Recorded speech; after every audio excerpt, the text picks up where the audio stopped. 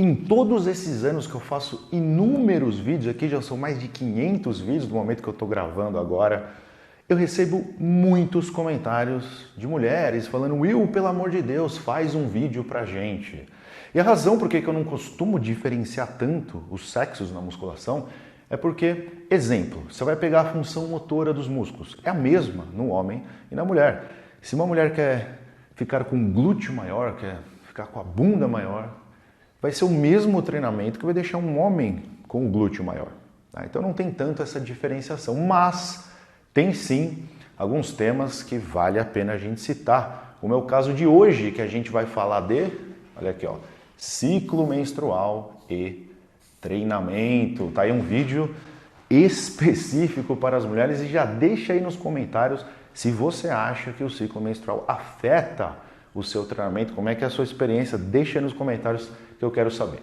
Fala galera, meu nome é Will Detilha, esse aqui é o Mesa Maromba, aqui é conteúdo 100% sem novela. E antes da gente começar o vídeo já, destrói o botão de like que ajuda muito o canal e ajuda você a receber notificação dos próximos vídeos. Normalmente, tá, isso não é uma receita de bolo, mas normalmente o ciclo menstrual dura 28 dias. Então tá aqui ó, dia 1, dia 28.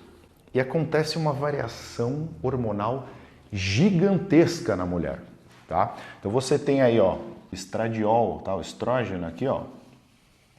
Ele vem na fase folicular, que é a fase 1, ó, ele vem, sobe bastante, depois ele vai descendo, passa pela parte da ovulação, descendo, depois ele sobe até o meio da fase lútea e volta a cair.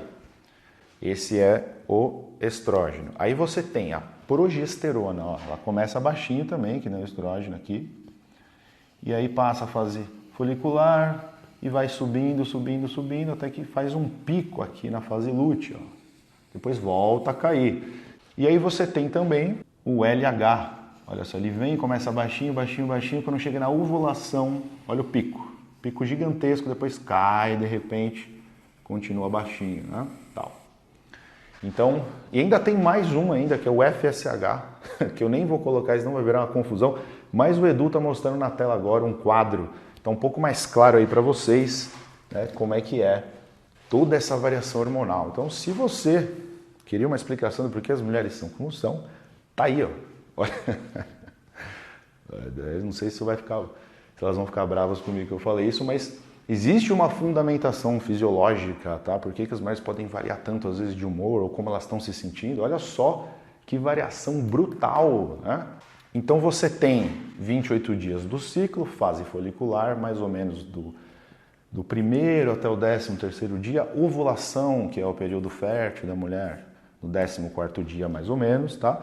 E a fase lútea, que é a fase final aqui, mais ou menos 15º ao 28º. O fluxo menstrual, que não é a mesma coisa que ciclo menstrual, o ciclo menstrual é o mês todo, né?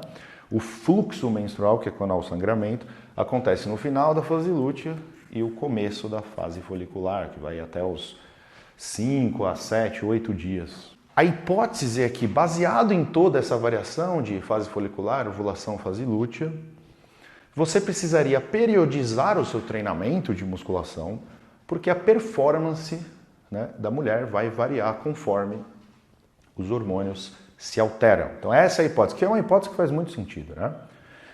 Só que a opinião não é nem minha, nem sua, nem do treinador XYZ.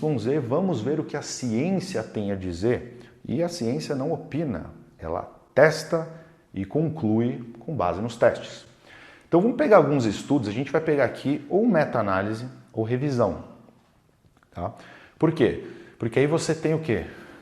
Tem os pesquisadores, eles pegam um compilado de vários estudos, então cada um desses que eu vou citar não é um estudo só, é um compilado de vários estudos que foram analisados. Então você tem aí uma precisão muito maior, você consegue ter mais força de evidência, né?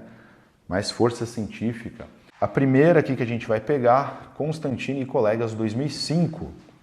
Qual foi a conclusão? Tá? Então, força muscular sem mudanças significativas. Tá? Então, segundo essa revisão, não há diferenças significativas na força muscular durante as fases do ciclo menstrual. O que eles sugerem aqui é que na fase lútea, tá, você pode ter o quê? um comprometimento da sua capacidade de endurance. Tá? O que é endurance? São atividades de longa duração. Então, exemplo, vai fazer uma maratona, vai correr mais de 40 km, tá? Endurance. Ou se você correr também 20 km também é. Ou se você vai para uma prática de esporte por horas. Isso pode ser afetado na fase lútea porque a temperatura do corpo da mulher sobe aqui, ó. Nessa fase, você tem a progesterona aqui, ela vai aumentando, aumentando, aumentando. E a temperatura do corpo da mulher pode, né, ela pode ter uma grande elevação. E aí se você estiver num lugar que já está muito aquecido, sem ventilação, isso pode afetar a sua capacidade. Vamos para mais um estudo agora. Né? Então mais uma meta-análise aqui de Jonge e colegas 2003. O que concluiu? Tá?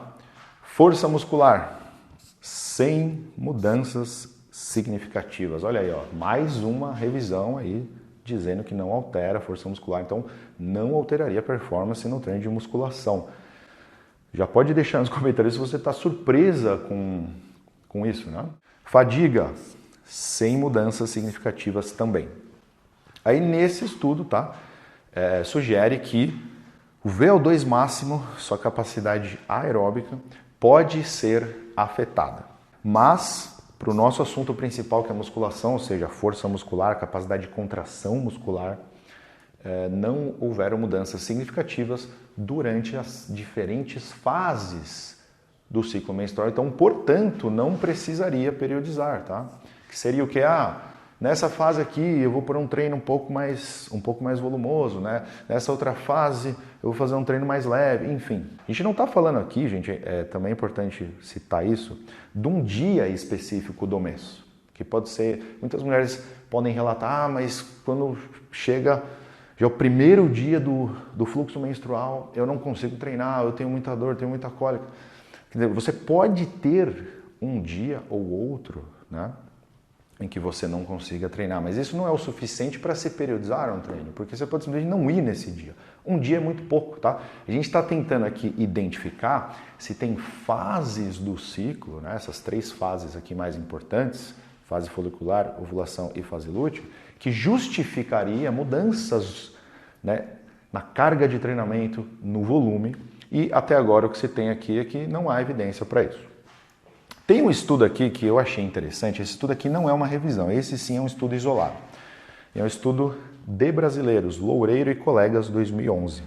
Eles fizeram, até o Edu vai mostrar o quadrinho aí, eles fizeram um teste de 10 repetições máximas, ou seja, uma carga que você falha com 10 repetições para leg press, extensora, supino e rosca bíceps, rosca direta, né?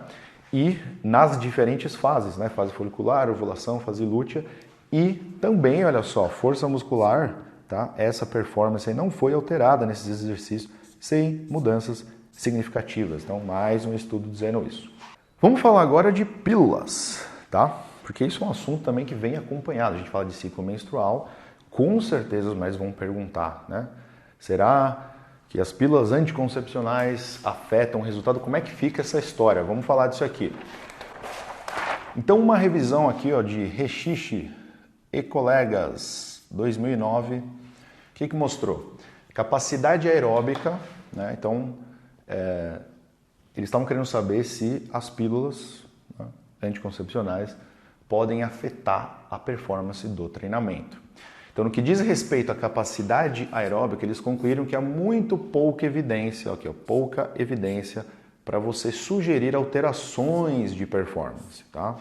Para a capacidade anaeróbica, que é o que importa aqui mais para a musculação, a conclusão dessa revisão aí é que não está claro. E eles citam lá que é muito difícil essa parte, por quê? Isso aqui é uma revisão de vários estudos, né? Então, em cada estudo você tem um tipo de anticoncepcional diferente e doses que variam muito. Então, fica difícil determinar, tá? Até que ponto pode afetar o treinamento ou não. Aí tem mais um estudo aqui de Constantini, que a gente já falou dele de 2005, que ele tem uma parte que ele cita, tá? O tema aqui de anticoncepcionais. E na conclusão é que também não está claro, tá? Se afeta a performance. Para a gente ter um pouco mais de visão desse tema, eu vou citar aqui um quadro. O Edu está mostrando na tela aí. tá? Onde ele mostra, esse estudo mostra aí o que nós teríamos de vantagens e desvantagens das pílulas. Então, para citar algumas aqui rapidinho, vantagens, tá? Então, um método contraceptivo, um controle de possíveis disfunções da menstruação.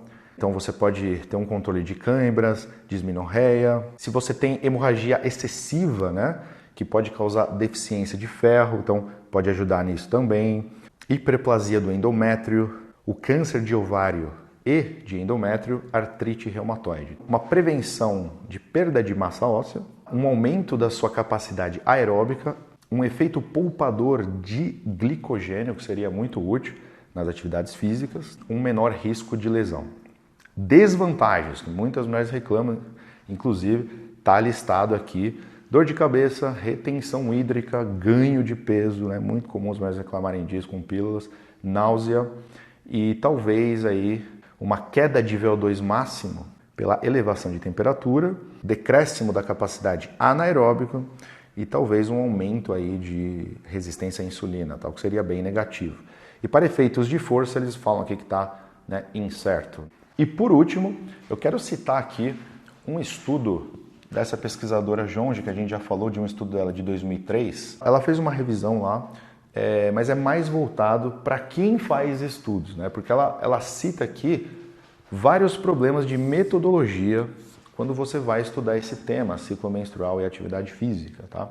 Uma das coisas que ela cita que é complicado na metodologia dos estudos são que várias mulheres podem ter disfunções do ciclo menstrual, tá? Então isso vai afetar os resultados.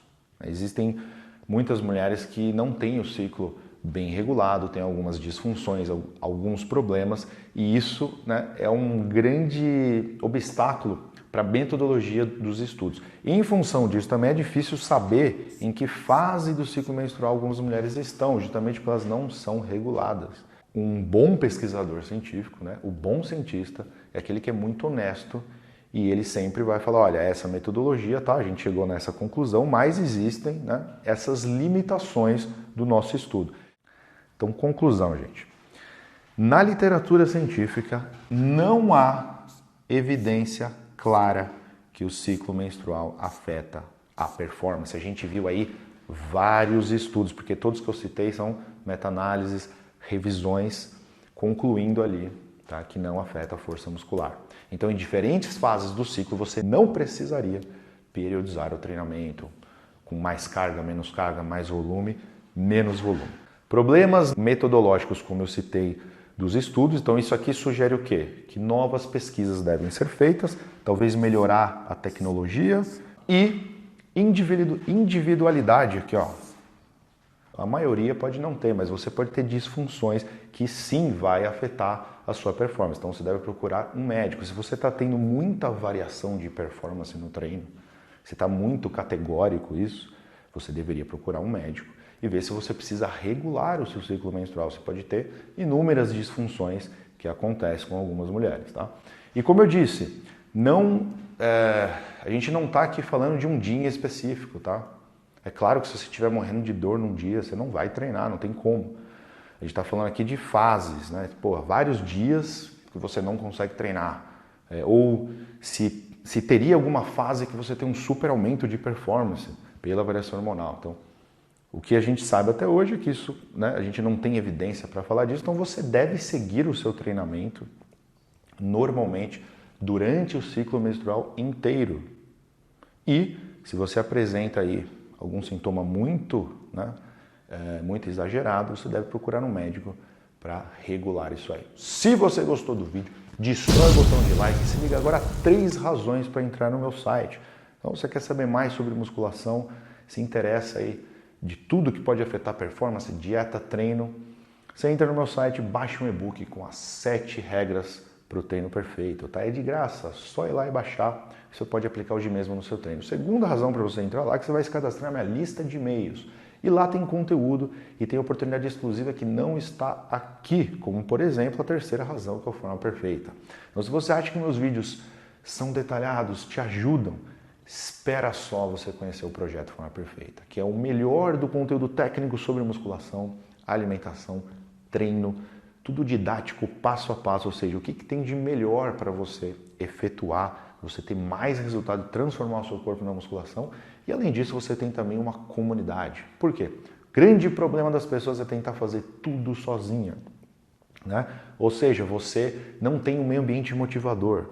No Forma Perfeita você tem o melhor da informação técnica e a nossa tribo, tá? Uma família que tem o mesmo objetivo, a gente pega na sua mão e caminha com você. Então entra lá, wildetile.com.br. É isso aí, tamo junto, abraços e bons treinos.